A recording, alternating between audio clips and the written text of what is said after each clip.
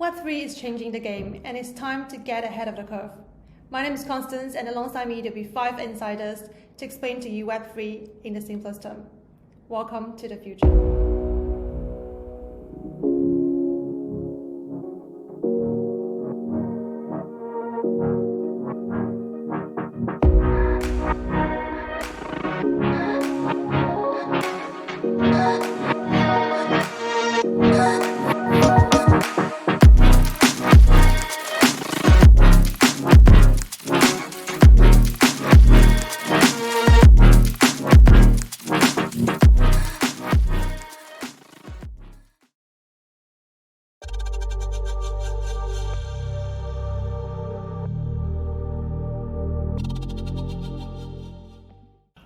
So first, let's talk about the evolution.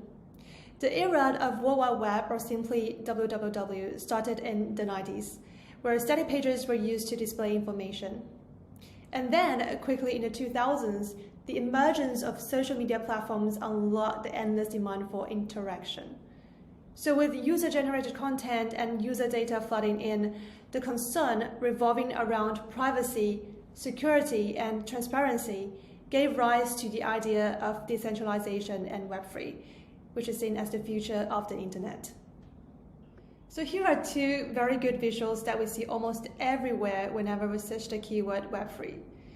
So in Web 1, we use a username and password, and we consume information, mostly news, in hyperlink form.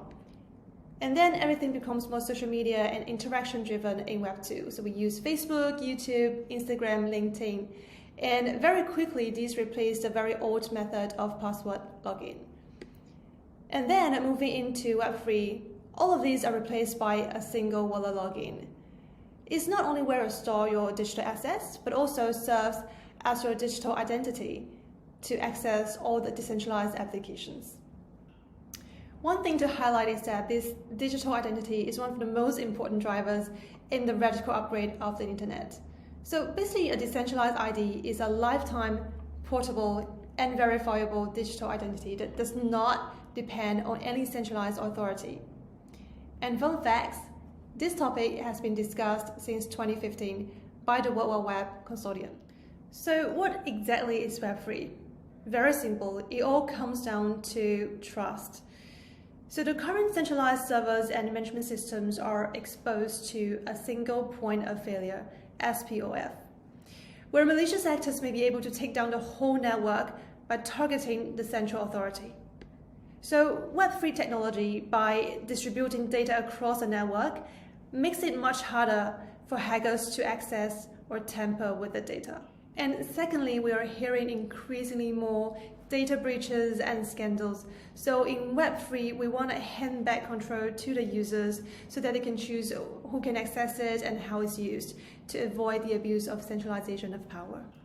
Lastly, people enjoy TikTok, but have little idea or control over the algorithms.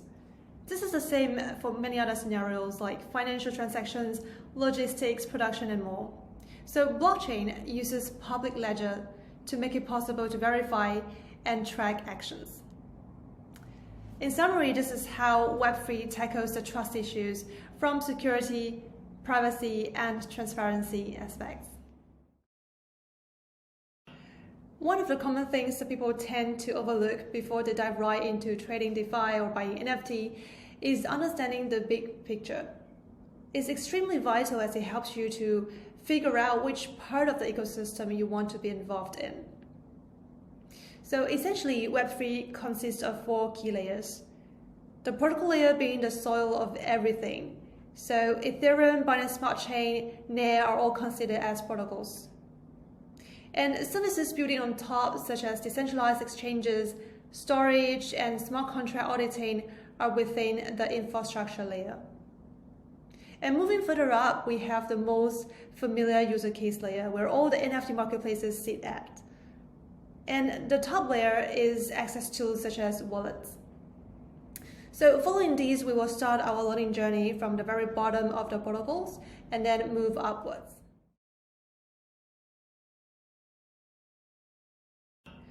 The most frequently asked questions in Web3 have always been regulation, and Singapore, along with Dubai and Paris, received the most attention. So in media, there have been seemingly contradicting reports on Singapore's position on whether they are welcoming crypto players to set up in Singapore or clamping down on the crypto industry in Singapore. So the managing director of MAS, Monetary Authority of Singapore, came out on August 22 to clarify this confusion with the message: yes to digital asset innovation and no to cryptocurrency speculation. The position of Singapore now lies at the intersection between the digital asset world and the financial world.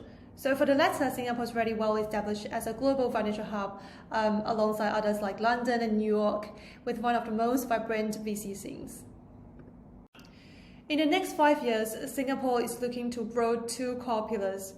First is the collaboration with the private sector on CBDC projects, central bank digital currency.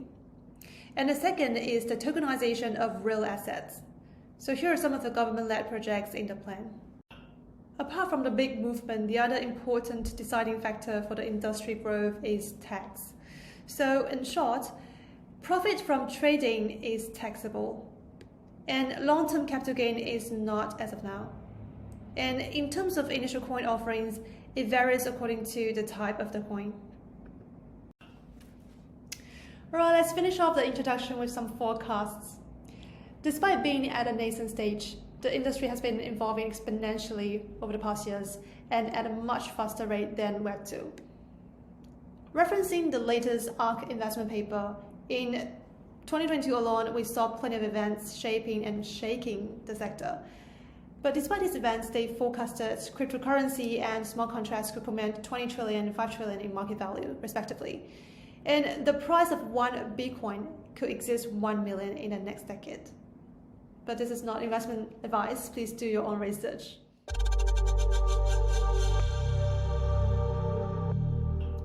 Think of protocols as the backbone of Web3 body. They are the foundation that everything else is built on.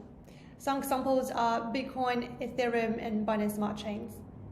A simpler way that you can understand is that you can consider them as iOS or Android, but with much more utilities and potential.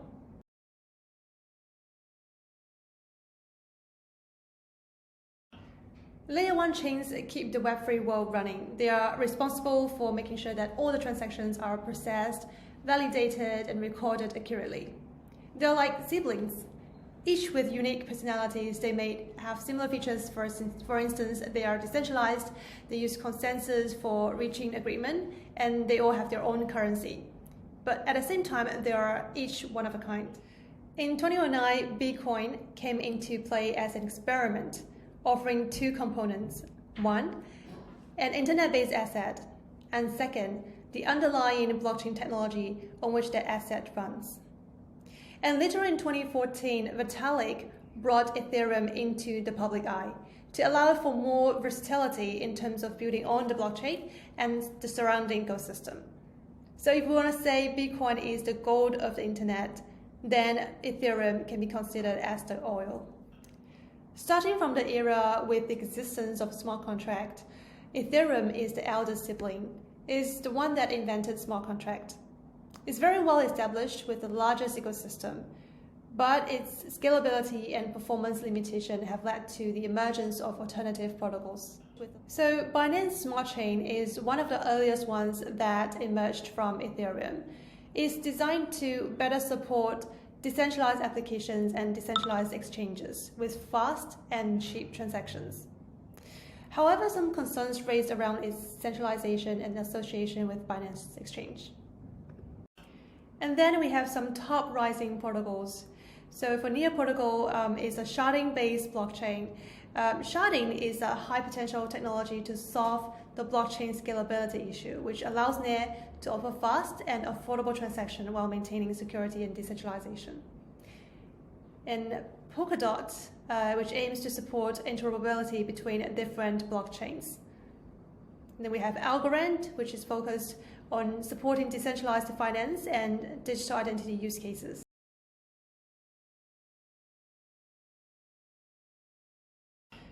Despite every chain having its own focus, they all run on a consensus mechanism. It's like a Web3 vote where everyone agrees on what transactions are valid. At a macro level, there are two main types of consensus: proof of work and proof of stake. For example, Bitcoin uses a proof of work consensus mechanism, while Ethereum transitions to proof of stake.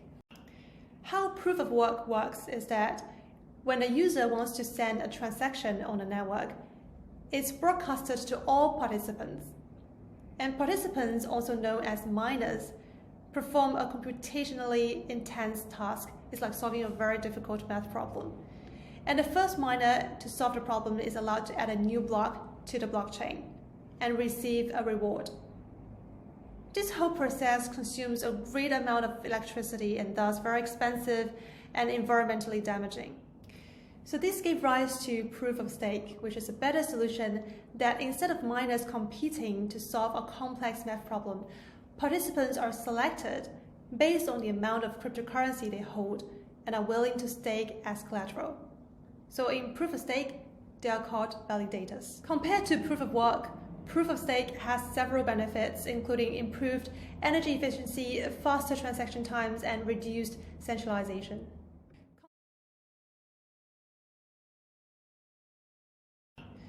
Apart from the consensus mechanisms, another key component for Layer 1 chains is tokenomics.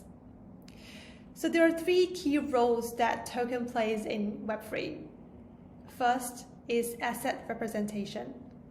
So tokens can be used to represent various types of assets such as commodities, real estate, or even stocks.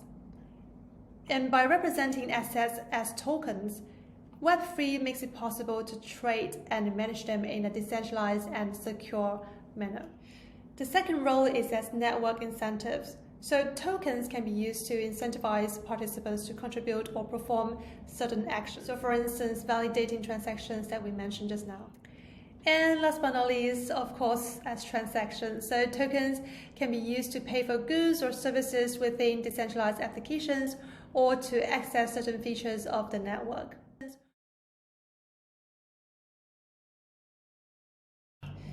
If we talk about Layer 1 chains, we cannot miss the famous blockchain trilemma. Scalability, decentralization, and security. It's often said that you can have any two, but not all three. For instance, Bitcoin is secure and decentralized because it uses proof of work, but it's not scalable. And on the other hand, delegated proof of stake is scalable, but it's not as secure. One of the preferred approach to the blockchain trilemma is sharding. So it's a way of splitting a blockchain network into multiple smaller networks. This can help to improve transaction speed and reduce congestion on the network. Another approach is rollup, which allows networks to literally roll up multiple transactions into one single off-chain and then submit the rolled up data to the main chain. It's kind of like carpooling. So it's very clever because it reduces the data needed for one transaction. Without touching the main network, we could also potentially improve by creating a layer 2 solution, which offers an additional layer that sits over the main network. So for instance, Bitcoin, because it struggles with transaction speed and cost, its layer 2 network, which is called Lightning, offers a way for you to transact without the need to interact directly with the Bitcoin's main chain. So it reduces the cost and increases the speed. So for instance, we're going to finish off this chapter by talking about a common myth people tend to have, which is the relationship of cryptocurrency, blockchain, and Web3. Essentially, all of them, they are closely related and together form the foundation of this new decentralized economy, but they are not the same thing. Cryptocurrency is a digital currency that uses cryptography to secure its transactions. So they operate on the blockchain network. And blockchain is the underlying technology that allows for the operation and creation of cryptocurrencies. And as for Web3, is a vision for the new internet. And in this vision, Web3 applications are built on blockchain network.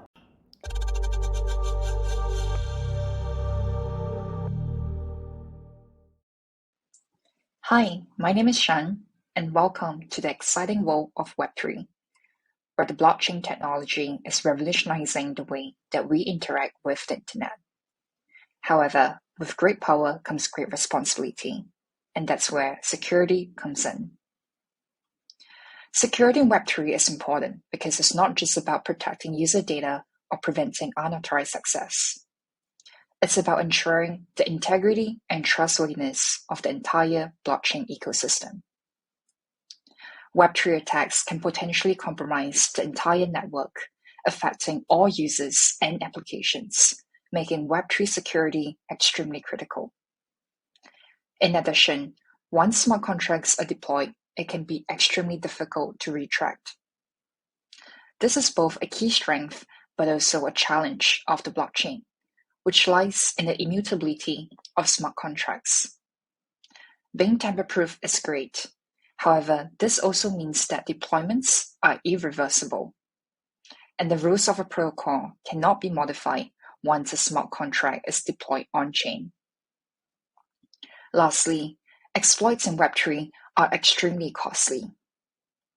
And as the Web3 ecosystem continues to grow, so do the number, complexity, and cost of these security threats. Just last year alone, security attacks in the Web3 ecosystem amounted to $3.7 billion, which tripled as compared to the amount just the previous year. So how do we prevent these attacks and ensure the security of all Web3 applications? One crucial step is to conduct a smart contract audit. And a smart contract audit is essentially a thorough review of the code base that underpins a Web3 application.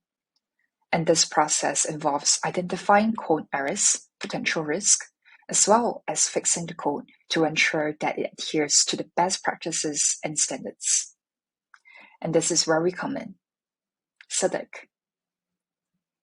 We are the leading blockchain security company that provides smart contract audits, penetration testing, and security consulting services.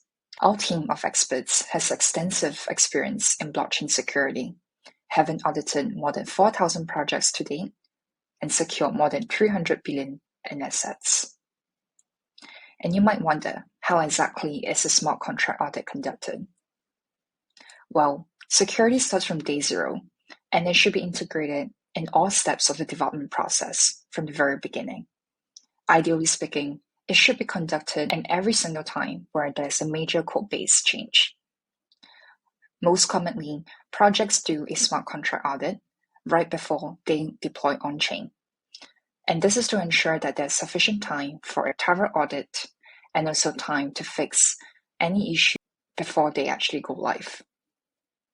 In this graph below, you can see how a smart contract audit is conducted at SEDEC.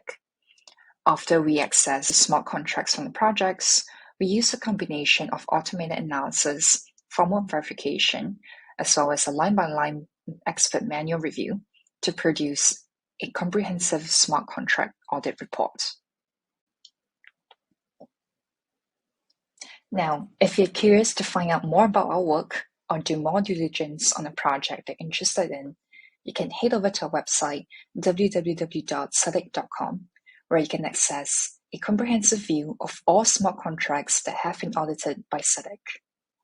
These reports are comprehensive and fully transparent records that contain every detail of all the identified security findings, as well as suggested remediations. And these findings are classified from critical to informational based on the level of severity. Vulnerabilities that are addressed before launch are marked as resolved, and issues that are acknowledged but not resolved are accompanied by a description of the possible effects when they go live and the project team's justification. Just in case that this gets confusing, I'll now head over to an example on sedec.com with a case Calimero Network, which is a privacy shedding solution built on the Near blockchain. In this case study example, I will cover three main areas that you should look out for when you look at our security leaderboard, as well as viewing a smart contract audit report. This will include security trust score, the code audit history of a project, as well as other analysis that could include wallet and social sentiment. Welcome to sedec.com. On our homepage, you'll be able to find a full list of trending projects, the audits we've completed to date, as well as security threats that our team has recently uncovered.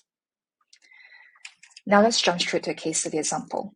Let's say I'm interested to find out more about Calimero Network. All I have to do is to type into a search bar and be redirected to the project's profile page.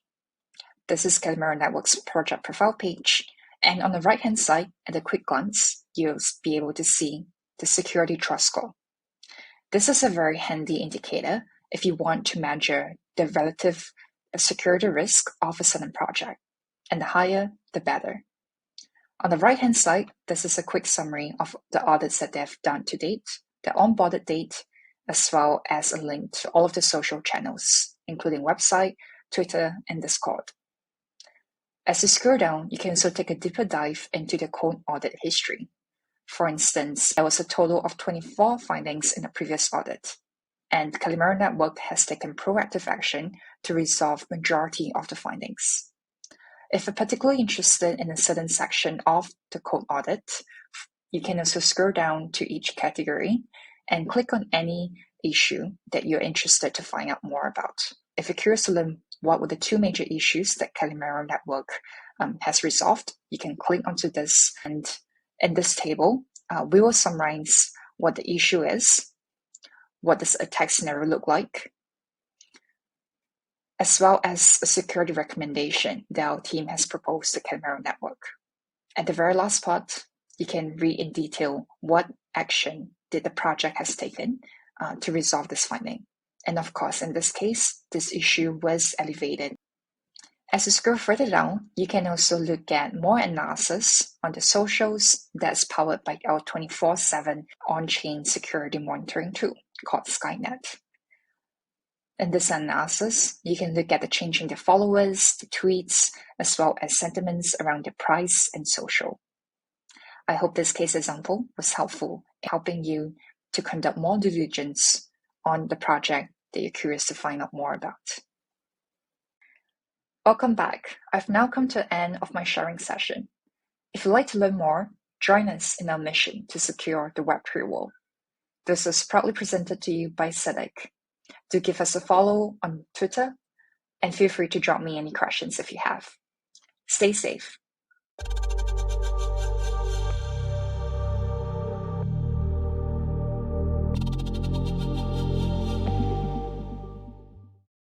So just going to quickly give you a bit of context on who Playember are, because some of you may never have heard of us.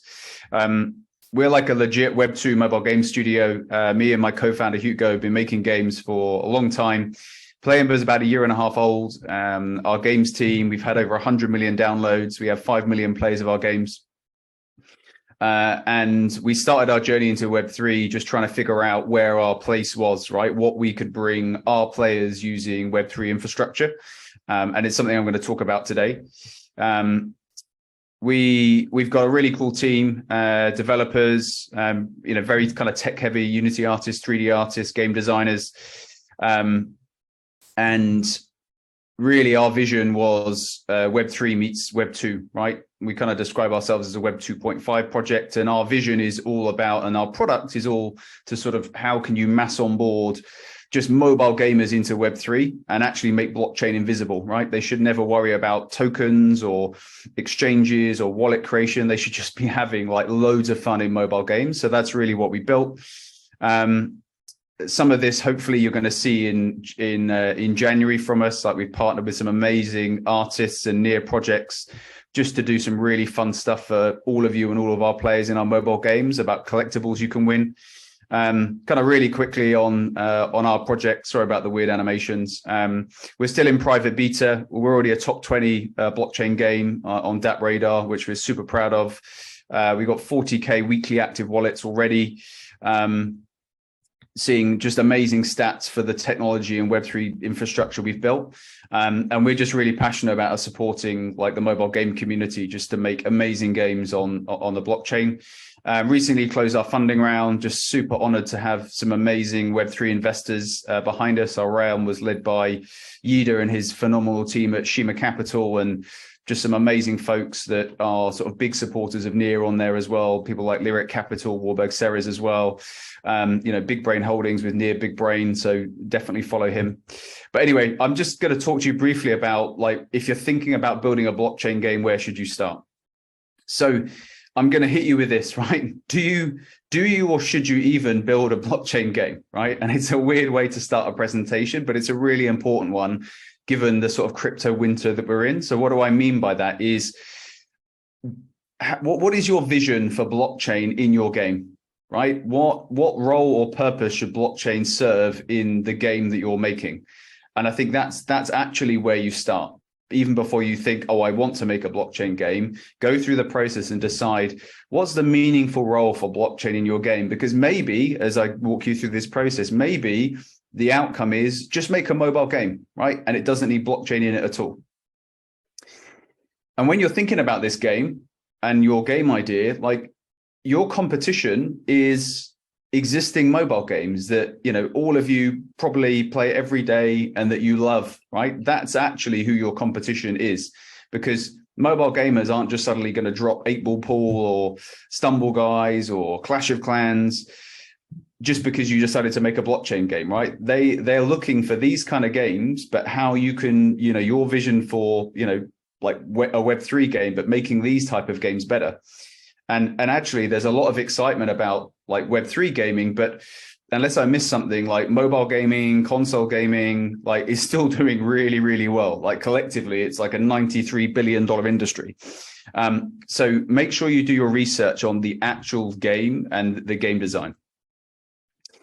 I think there's a lot of innovation, right? And sometimes you don't have to like reinvent the wheel. So here's just one example, right? Who doesn't know what a like Tamagotchi is, right? It's just these really addictive kind of toys that have been around for a long time. But that behavior of like nurturing animals and looking after animals is moved into Web3, right? You kind of, you know, look at like crypto unicorns as one example, and, you know, here's like Dogami, another example that just raised a huge round that is all basically like a Web3 version of Tamagotchi. It allows you to breed, develop, nurture your own dog. You can use their token and you can do all kind of fun things with it, with collectibles, IRL merch.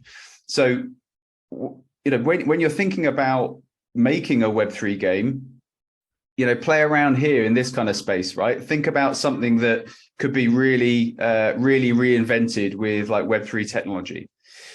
I definitely think this is an interesting space to play around with as well, this new X and Learn meta, right? And I've put 3 examples of this, you know, on here, like Genopets on Solana, you know, Sweatcoin, like the #1 near project. Oleg and his team have done an amazing job.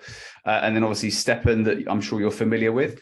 But I think this is a really good use case of you know, where there is some green space in mobile gaming, in blockchain gaming, which is this, you know, this audience are really interested in combining sort of gamification for sure, but with some sort of like Web3 outcome to it. So I think these business models are really interesting as we start to think about, you know, where you should start your journey in Web3 gaming, whether it's sort of a classic upgrade on an existing mobile game, or actually tapping into sort of this new, you know, Web3 of like X and Learn. Just as when you make any mobile game, another place that you start is understanding your audience, right? Who are you making this game for? And what is their motivation? That's one of the most important questions, right? Because you need to understand who you're making the game for and what they want, because it's really important in terms of your game design and what's going to keep them playing your game. And when you look at Web3, there's a great slide from the team at Navic. Really, when you make a Web2 mobile game, you only really think about that category on the far right, players. Whereas in Web3, you've also then got to think about, you know, investors. So your early adopters or your crypto whales, people that have got high liquidity that actually want to, you know, invest, buy assets, potentially even, you know, some of them have started their own guilds. And then this middle category, this concept of play to earn, people that want a direct, you know, amount of money back from the time that they're putting into the game. And also in there, you've got, you know, these sort of market speculators as well, people that are looking to trade. And they're not all the same, right? And I think what we've seen from the first wave of GameFi is that it's really simple. You cannot sustain a game economy without players, people that are playing your game basically for fun, not being the major driver and category of your game. Because when I've built mobile games, like if take an idle game, for example, you probably need about 1 million players, right, to have a really nice, sustainable idle game economy. Versus in Web3 games, you know, I've seen idle games attempted and crash with like 300 players. You cannot sustain a game economy on 300 players. So I think long and hard about, you know, as we've gone through the game, the type of game, you know, are you doing X to earn, are you doing a mobile game, but really think about who's going to be playing your game and what they want. Next slide.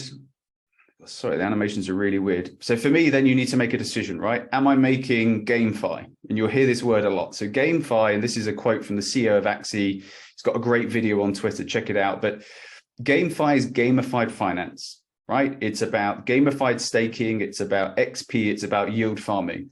That is not a game, right? You could argue it's a genre, but as someone that loves playing games, this is not a game. So I think these are interesting business models, right? But I wouldn't say that this is making a blockchain game. So, and I think if you're looking at this, the key thing is you're not building a game economy.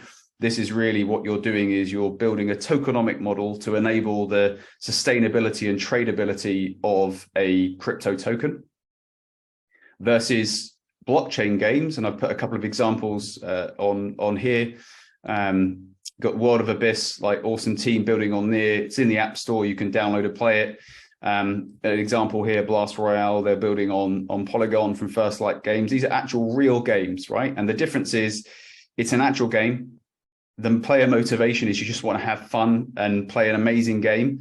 And increasingly now it's about, you know, collectibles. You know, you could call them NFTs or let's just call them collectibles. And the main thing that drives this is an actual game economy, a sustainable game economy for the players, right? First and foremost. And then if relevant, then maybe there's a tokenomic model here. But just to be clear, they're not the same thing. A game economy and design drives and sustains the game. A tokenomic model will need to sit alongside, on top of your game economy. But that is really linked to the sustainability of the token. And that's a whole another presentation discussion. So if you think about starting your studio, whoa, sorry. Let me go back. There we go. See if this auto plays. So if you think about starting your studio, just some considerations for you here. Obviously, financial considerations, right? You know, starting a game studio, you clearly need some capital.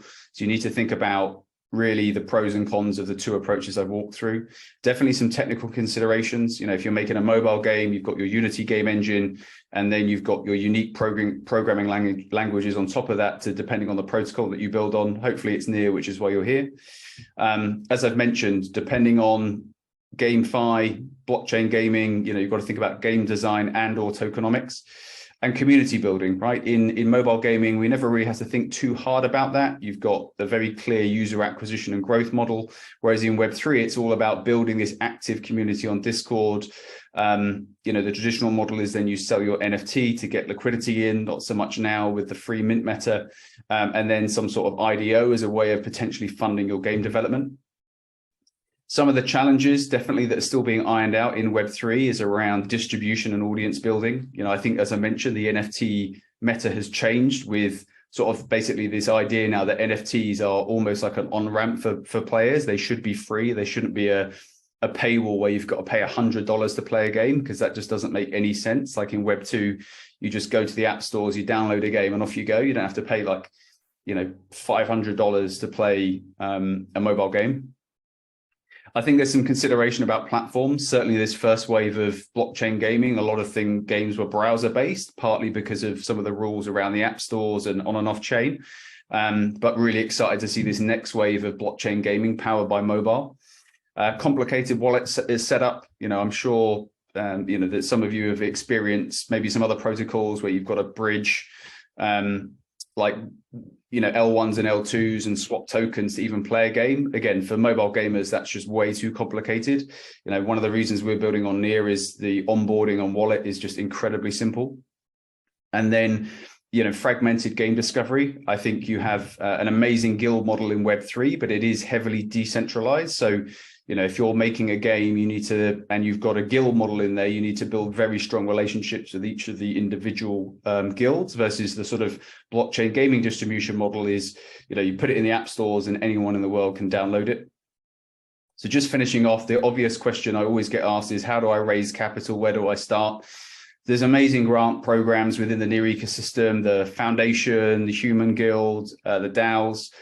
There are a lot of angel investors and syndicates around.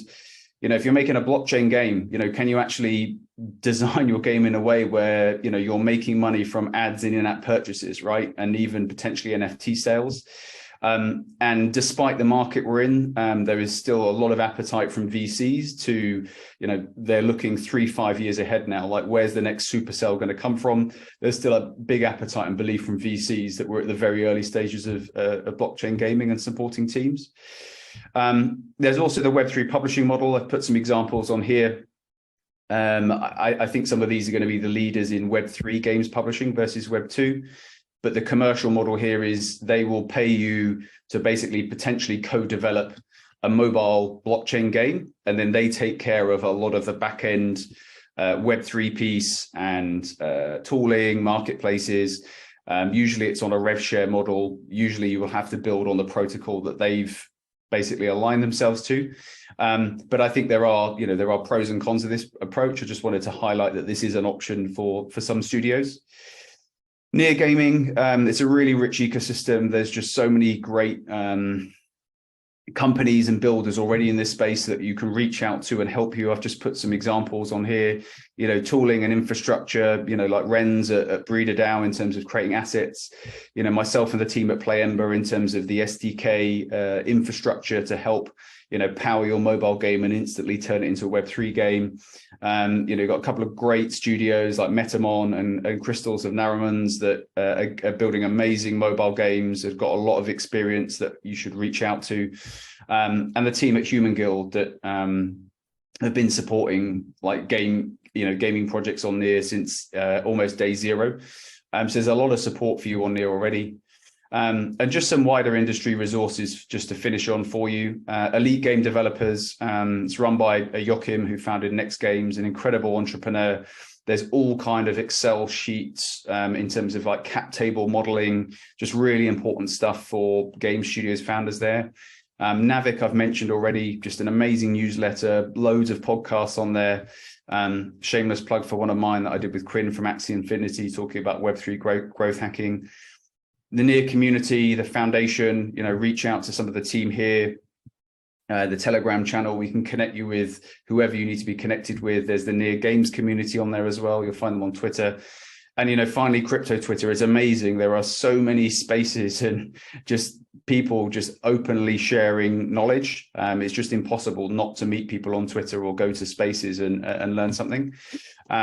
So that's it from me. I really appreciate you listening in, and I hope some of that will help some of you on your journey.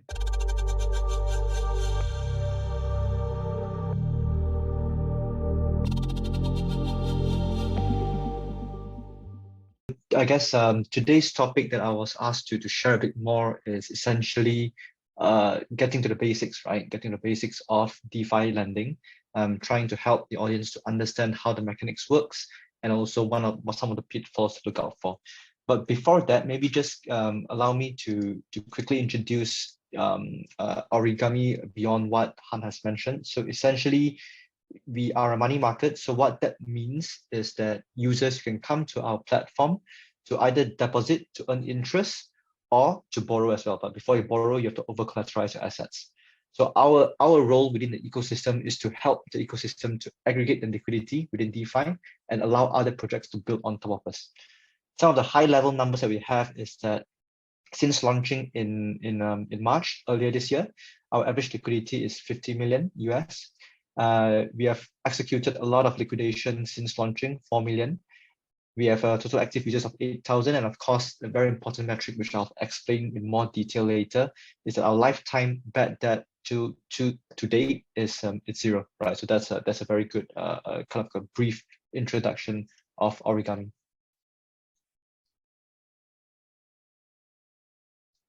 So just quickly run through, I'll quickly explain a bit more about the lending principles, followed by the actual mechanisms, and then we'll talk a bit about the risk. And if we have time, we can just spend a bit more time talking about origami specifically, right? So traditional lending, I'm sure this is what people are familiar with, right? The one that's on the left-hand side. Essentially, you have the bank which acts as a middleman here. You have depositors, me and you, who always will save our money in the banks. And with that, you have borrowers who goes to the banks, and as long as they can pass credit risk analysis, they'll be able to borrow funds. And in this case, the bank, of course, has to be regulated by certain regulation and compliance. So the left-hand side is what all of us are familiar with.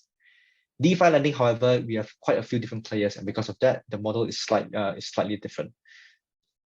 Instead of having a centralized entity, which is the bank here, we replace it with a smart contract, right? With smart contract layers here essentially means that it's autonomous codes, whereby if certain conditions are being met, certain actions or certain outcome will be triggered automatically, right? And in this case, because it's a smart contract layered protocol that depositors and borrowers interact with, you will need to have further actors within the ecosystem. And in this case, you have the liquidators, who helps to maintain and ensures the protocol health. And what the liquidators does, of course, is to look at the price oracle, which feeds the price assets or the changes of the price of all the assets that's being listed on the lending protocol. And in this case, the whole smart contract layer or the whole protocol is being self-governed, right? It's protocol governance. It's what we are all comfortable, what we all hear very frequently, the word DAO, right? Decentralized autonomous organization. So that's kind of the difference between the two, traditional lending versus DeFi lending at a very high level. But before we jump into that, right, I think what's key to understand is that DeFi lending has its own principles, which is quite similar to, I think, that was one of the first questions that Han asked at the beginning of this call, right? So what does people think of when they think of DeFi? And most of it that you'll listen is this 4 different aspects of it, right? It has to be permissionless, meaning no KYC is needed. As long as you create your own Web3 wallet, you're able to interact with any of the protocols without being filtered out or having full access to all the different features in a particular platform, which is different from traditional. And self-custody here is also another very important aspect. It essentially means that you hold your own funds or you hold your own keys. And this is a major distinction with a lot of centralized finance.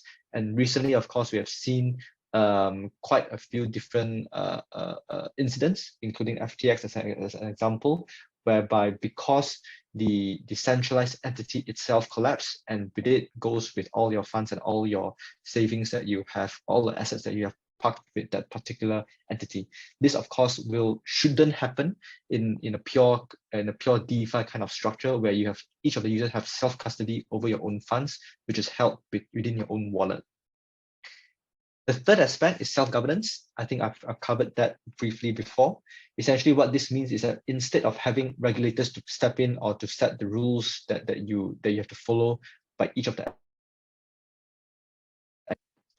what you have instead is that you have essentially the token holders who get to vote and who get to decide on what are the different things or what are the different aspects or even the parameters that you set within the protocol itself, and decide how you want to govern the organization as a whole, right? And the fourth part is equally important as well. It's immutability and transparency. Again, all transactions on DeFi lending protocols are all recorded on-chain, right? So I'm sure everyone here should know this by now.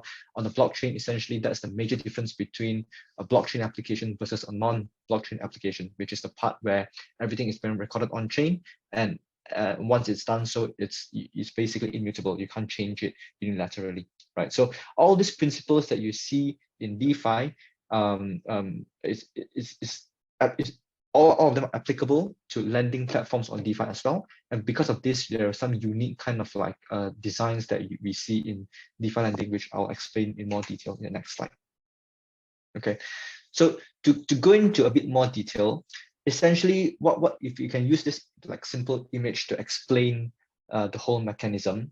On the left-hand side, you have your depositors. So these are the people, or these are the users that come to a platform purely to deposit their assets. and they hope that by doing so, they earn an interest rate or supply APY in return. So in this case, for example, you could deposit USDC right into the money market, which is governed by smart contracts.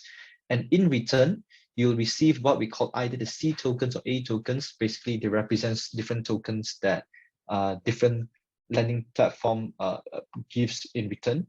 And what these tokens represents is essentially your right to reclaim back the assets that you have deposited into the money market, right? So, and in most cases, these C tokens or A tokens, they'll be able to accrue value. So that is where the supply APY comes from, right? So if you deposit one USDC into money market based on the live interest rate, you can estimate what is the return that you'll be getting if you withdraw the funds, let's say 1 month or 1 year later. On the other side of the equation, of course, you'll then have your borrowers here. So the major difference comes here, right? Because it's permissionless and because no KYC is needed, for a money market to function well in a DeFi setting, it's required that that's the prevalent kind of like understanding is that the borrowers have to over-collateralize your assets or over-collateralize your borrow amount. So what that means is that for me to, before I can borrow, I'll need to be able to deposit, let's say in this case, let's say use a simple example again, right? You deposit 1 USDC into the money market, and based on some of the factors that I can explain more in the next few slides, you then can borrow, let's say 80 cents from the same transaction, right? So essentially it means that the total amount of collateral that you have in your money market must at all times be of a higher value than the amount that you borrow. This ensures that regardless of the price fluctuation of all the assets that's being held by the money market, no user will be left worse off.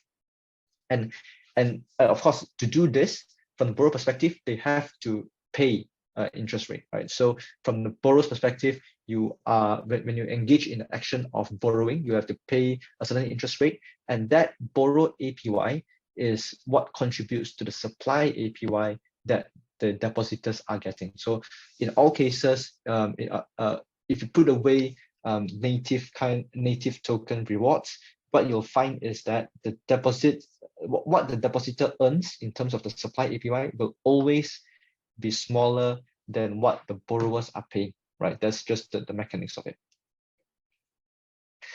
So just now I mentioned a few things, right? So I think it's also very important for us to understand a few key definitions when it comes to DeFi lending. So the first thing to understand is collateral factor, right? So collateral factor, it tells you the maximum amount that can be borrowed on a particular asset. So in this example, again, we're using USDC as an example. If the collateral factor is 80%, which is the case for most of the lending protocols out there, the maximum that you can borrow is 80 cents against it. Okay, it's very important to note that collateral factor differs for each asset. USDC, of course, has the highest collateral factor in most cases. But if you're talking about some of the coins that are less liquid or they are more volatile, it's very normal that they will have a collateral factor that is much lower, right? It could be 40%, 30%, or even lower than that. So this is the first thing that you have to understand when it comes to interacting with the lending protocol. Then there's a second factor here, it's called the reserve factor.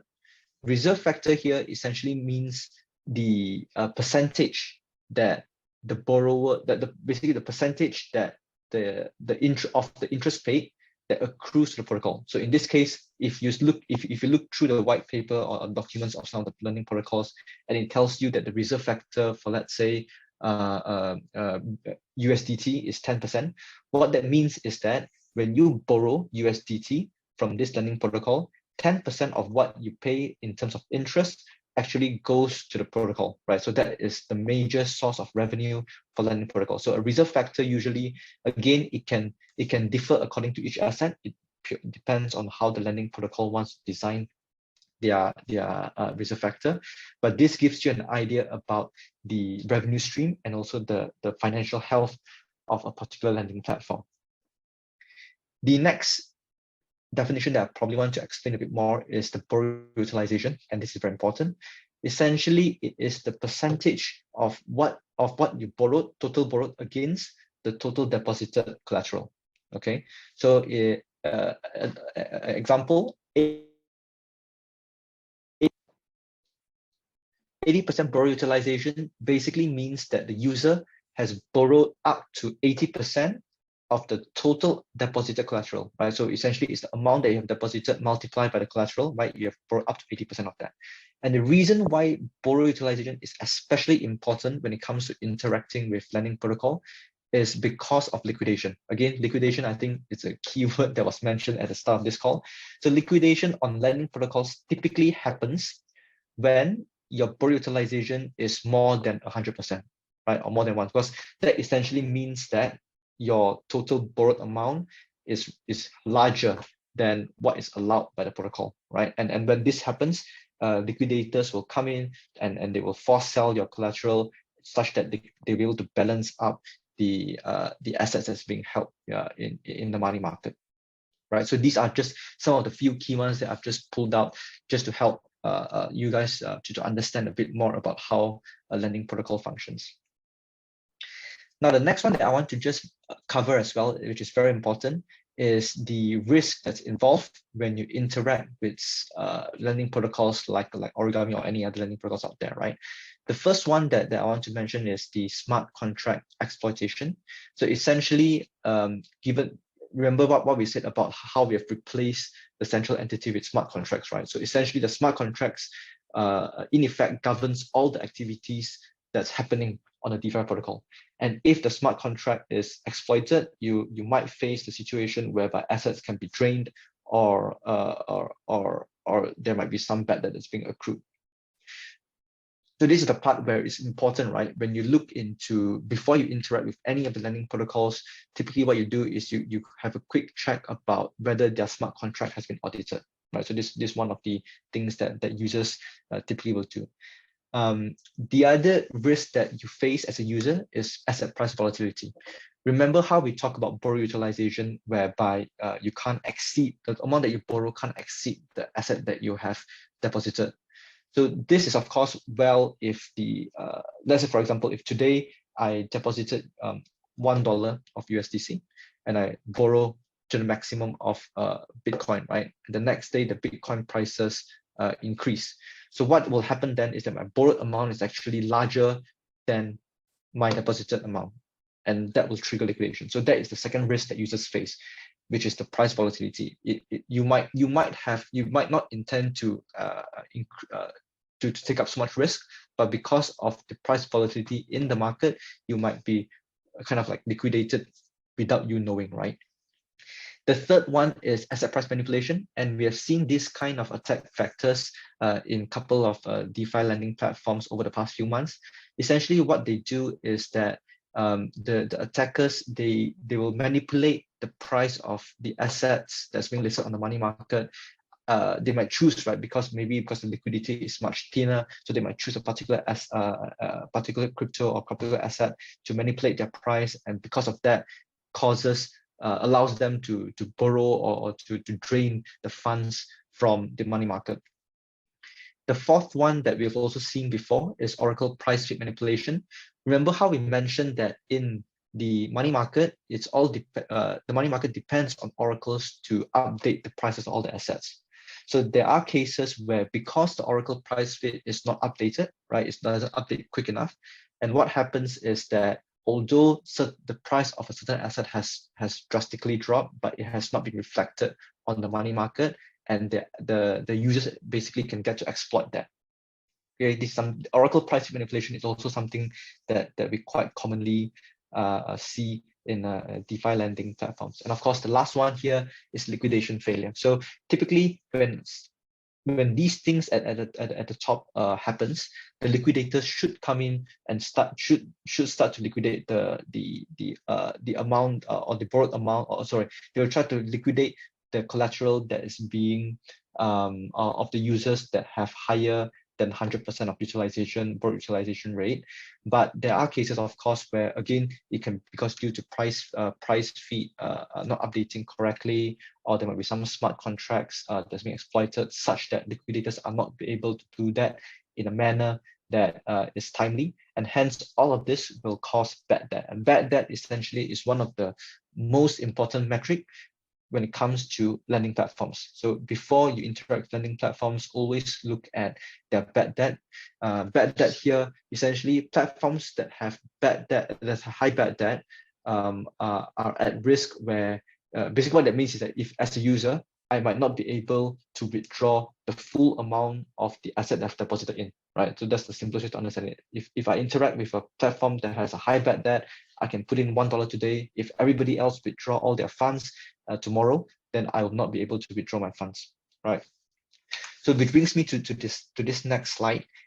Essentially, we have this third-party risk DAO, where they have done a very fantastic job of comparing all the bad debt of all the lending platforms out there, right? And it's a long list. Of course, here I'm just taking a screenshot.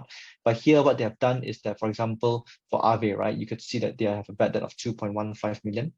But of course, in comparison to the TVL that they have, which is 2.74 billion, the ratio is actually quite low compared to, let's say, Iron Bank. In this case, what they have in terms of bad debt is quite a high. It's almost at the 13% of the TVL that they have. Right, so this gives users an indication of which are the lending platforms that perhaps you need to be aware of before you interact with them. Of course, in this case, you have all these different details about insolvent accounts, right? You can try to understand how this bad debt occur. Is it because of a certain incident, or is it a more of a kind of like a dust amount that's being created over time? Okay, so before I end, so I just wanted to quickly share this favorite YouTube channel of mine. It's called Finematics, and I'm not sure whether any of you here have seen the videos here before.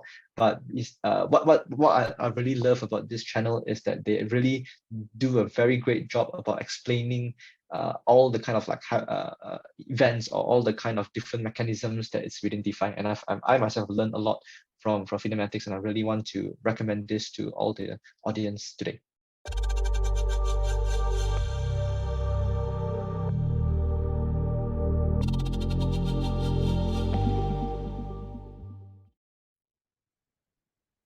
Hi everyone, my name is Josh, and I'm the founder and CEO of CrowdSurf, which is an NFT ticketing company. If you have no idea what that means, that is perfectly fine. Hopefully at the end of this conversation, you get a better understanding of what that is. I am also the executive producer and co-founder of NFT Asia, which is this series of events we're trying to bring all the Asians in Web3 together to create really, really, really cool things as one continent, right? So today I've been tasked to do something very, very challenging, which is to explain to you or to give you an introduction to what NFT is. This is very daunting because NFTs mean different things to different people. All right, but I will try my best, or do my best, to explain the most general way so that everybody can understand. Okay, but before I start, I just want to establish a couple of things we have in common. Number one, I'm pretty sure that we are both young and very good looking. Okay, and because I assume we're all young, that means we're probably going to be very fast learners, so I can speak a little bit faster. All right, the second thing is I believe that all of us are passionate, or at least interested, about blockchain, because if you are not, I think this might be a little bit boring for you lah. All right, and the last one is this. If anything is true, you will probably be just like me a couple of years ago, when I had no idea what blockchain is, and I don't understand everything in blockchain. So what I will do is try to explain this in the most simplest, easiest way to understand, using real world examples. Okay, and hopefully through that, it will be easier for you to understand. Okay, so first and foremost, what is an NFT? I just realized that because the camera is flipped, you will see this the other way around, but it's fine, you get it. So what is an NFT? An NFT is defined as a non-fungible token. What does that mean? What is non-fungible token? So the first thing is we need to understand what a token is. A token is an asset. An asset means it has value. So look at this, 10 ringgit, okay, $10 bill. Now we know that this has value because it has a unique serial number, all right, that is issued by the monetary authorization and monetary authority, and we can trust that this has a $10 value. It's not the same as if I take this piece of paper and I say this is $10. You will not agree with me that this is $10. Why? Because there is no serial number. You cannot trust that this is a token or it's an asset that has value, right? But this is because there is a trustable serial number. You know it's unique. You know it is trustable and its value. Now, the same thing with an NFT, all right? NFT all have a very unique hash value. Now, this hash value is issued by the blockchain. So let's say this is a blockchain. Oh, you can't see. This is a blockchain, and what happens is this blockchain is validated by multiple validators around the world. All right, built on a consensus. Simply put, you can trust the blockchain. Okay, and this blockchain gives this NFT that hash value, and hence with that hash value, this NFT has value. It's a token. It's an asset. Now, what does it mean to say that this is non-fungible? Now, this $10 bill, right? This $10 bill is the same as two $5 bills, right? Two of this is equal to one of this, or it's the same as a $1 bill, right? Whereby 10 $1 bills is equal to one $10 bills. That is what it means to be fungible. This $10 bill can be broken into smaller assets, yet still hold the same value. All right, it can be, this asset can be broken into assets of other form and together can still have the same value as this. However, an NFT is not the same. This NFT has its own value of, let's say, $100. It is not the same as half of this and saying that this is worth half a dollar, right? It's not the same as folding it again and saying this is worth $0.25. No, it's not. All right. The value of this entire NFT is unique to this whole thing on its own. And that's what it means to say it is non-fungible. Okay. So in a very quick summary, an NFT is essentially an asset that has been issued a unique hash value, deeming it a unique asset in the world. And this doesn't have the same value as it being broken up into other smaller pieces. Clear so far? I think that is in general what NFTs is. Now you might be wondering, so what does this have to do with all the pictures of a monkey and all that kind of stuff? Like, it's nothing to do with this. Like, what? How does that relate? Very simple. Now, you probably have seen this. You probably know NFTs as this monkey, or some, it could be a bull or a penguin or a chicken or Donald Trump, whatever that is, right? Why do this have value? Very simply put, they have value because they all have a unique hash value. Now, what does this, what gives this that value besides just that hash value? Well, the hash value deems this as unique. You can trust this is the one and only picture of this horribly drawn monkey. But what gives this value is the fact that this is drawn by me, yours truly, one of Singapore's top renowned artists. That is a lie. Don't trust that. But I'm just giving an example, okay?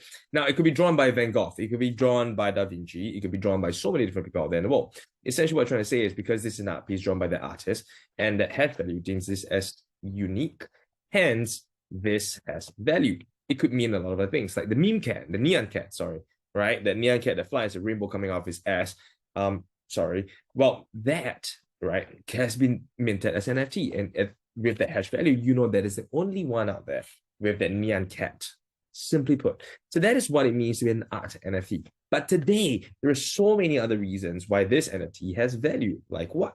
So for example, the Bored Ape Yacht Club, with a unique hash value, if you hold a Bored Ape Yacht Club NFT, it gives you privileges like membership. So the NFTs today have something called a staking program, whereby by holding onto it, we're able to give you money in the long run, right? There are a lot of all these holder benefits and utility. We call this utility, right? There's so many of these utility out there in the world.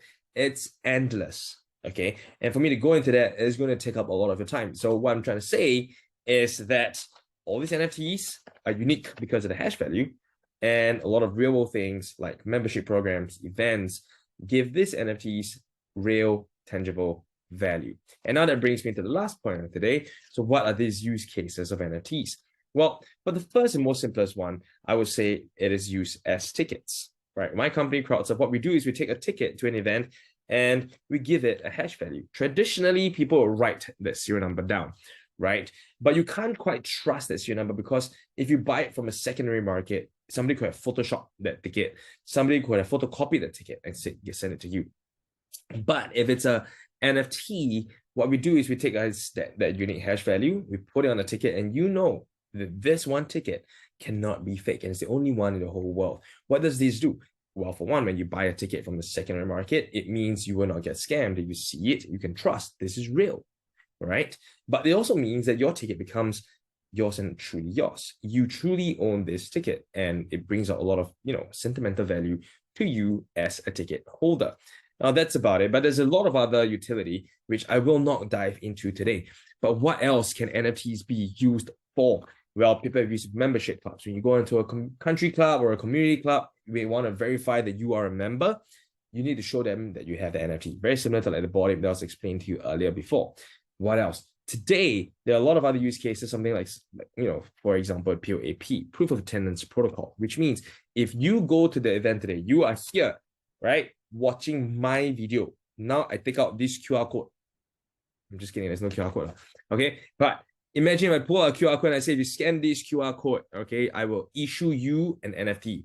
You scan, you receive, you have this NFT in your pocket, in your wallet. You can now go out there and show people, look, I have attended this event because I have this NFT to prove it. That is what Proof of Attendance Protocol means. Now, what else? You have something called Proof of Experience. What does Proof of Experience mean? You have a lot of things today, right? You go to somebody's LinkedIn, you have a degree from this university, you have a certificate from this company and all the kind of things. How can you trust that this is real? Essentially, what we then do is we take all these experiences, put them onto a token, and then we ask the company who issued you that token to verify whether this token is true. And once you have it, we take it, we put it onto LinkedIn page or whatsoever, and you can then show to future employers that, look, I have all this, and it's been validated, verified by the people who previously hired me or gave me this certificate. That's what it means, that proof of experience. Very simple. NFTs today are used in so many ways. It's been used in movies, it has been used in music, it has been used in games. It's just been used in so many different industries. The possibilities are limitless, all right? And they're only limited to our creativity and our innovation. There's so many problems out there in the world that can be solved with NFT technology. So if you're listening to this, I hope you enjoyed our conversation. Please go out there, explore the world, find a problem that you think can be solved with NFTs, figure out that solution, and go change the world. So with that said, my name is Josh. This is the introduction to NFTs. I really hope you enjoyed this 10 minutes, and I will see you guys again sometime, somewhere. Thank you. Bye-bye.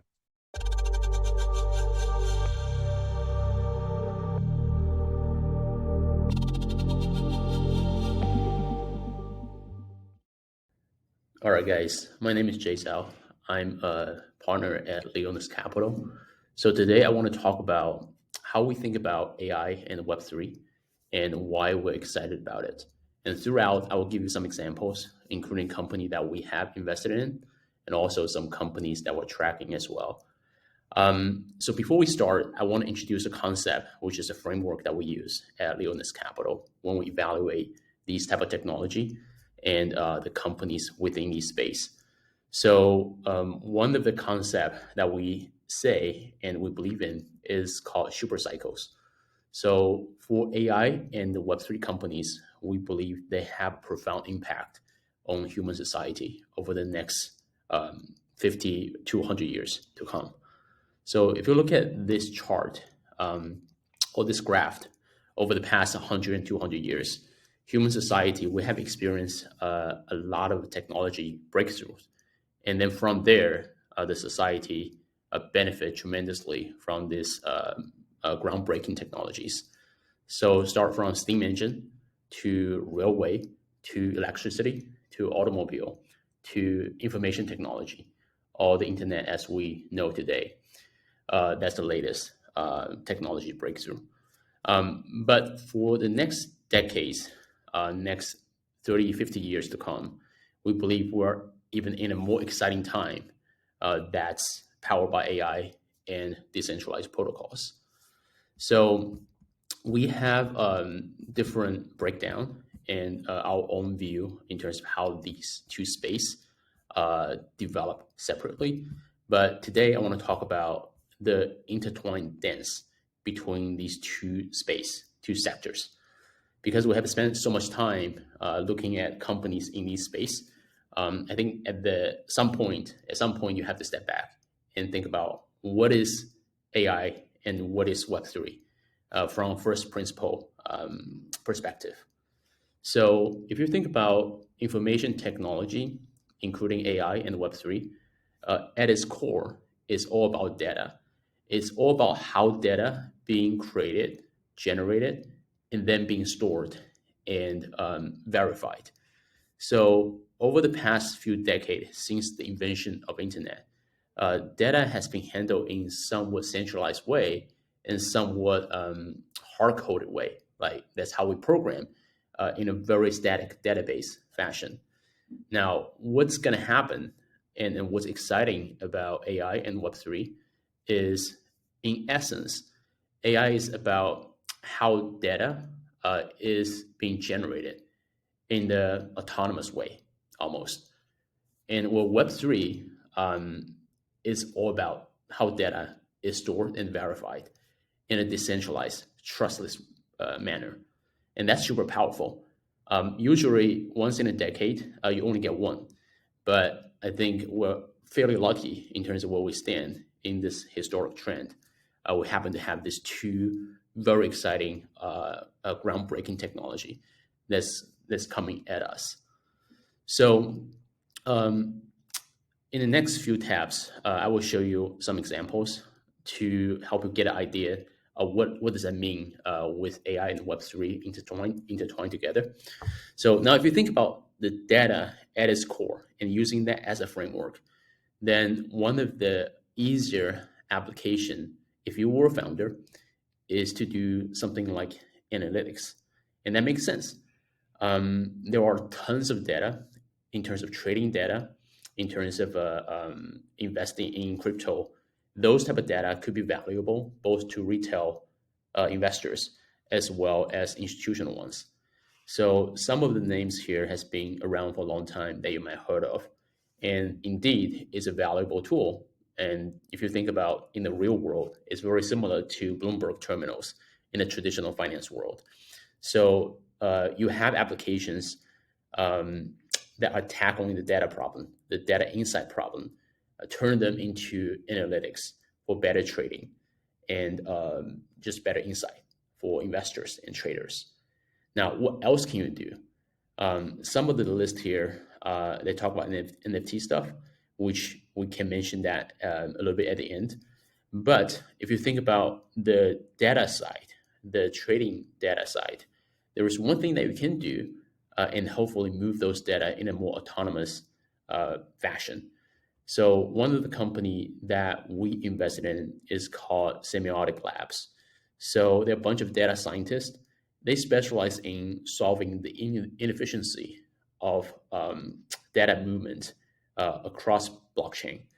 So when I say data inefficiency, it's not just about the passive data insight that you get as an investor, but one step further, if you look at one of the projects they're building right now, by the way, it's a launch, so you can check it out and play with it.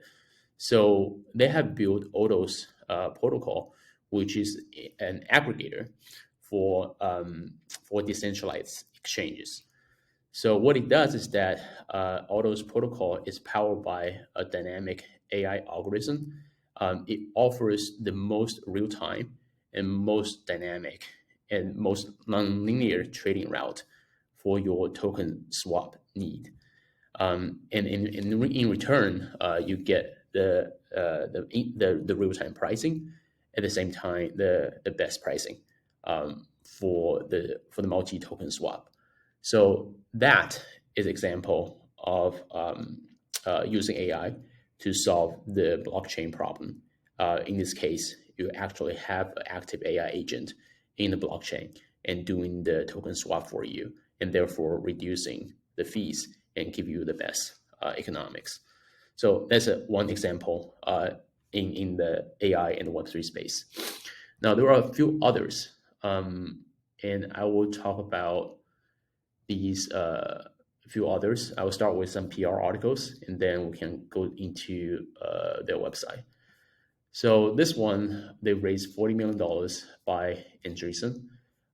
So in essence, what they trying to build is company. It's kind of like Wikipedia, but they also have the AI assist editing tools on top of it. So you can think of it, at least I think of them like a Wikipedia with a combination of token economics and Web3 features. So again, despite how much capital that they have raised, in my view, it will be interesting to track how they progress down the road. Another example is in gaming space. Again, the company has raised a lot of money, for a seed round financing. Again, it's also backed by Andreessen. So the core idea is that how can you build a game or a metaverse that is powered by AI? And from the GameFi space that you guys look into, there is this very natural intersection between GameFi and NFT stuff, and how can AI play a role in creating those NFTs. So again, very early development, but these are all interesting experiment to keep a tab on. Now, the third one is another one that was founded by DeepMind researchers. There is not a lot of information about this company other than they have raised some financing from Andreessen and the others of the of the same type of investors. They're solving the intersection, solving problem in the intersection of AI and Web3, and we will have to see what type of problem they're trying to solve. But at a high level, I think they are going after the inefficiency of data problem within the blockchain, similar to semiotic in some ways, coming at how do you make the data more efficient and more fluid within the Web3 space. So that's about it. That's what I have so far for AI and Web3. Again, there is a lot of things that's happening fast. It's a very exciting time to be in the space as you're thinking through what you want to do and what you want to learn from Web3, and how can you apply the fundamental AI stack to Web3 space. I think it's super exciting time to witness these two big technology trends that's taking place in front of us. All right, guys, that's all I have. Let me know if you have any questions. Thanks.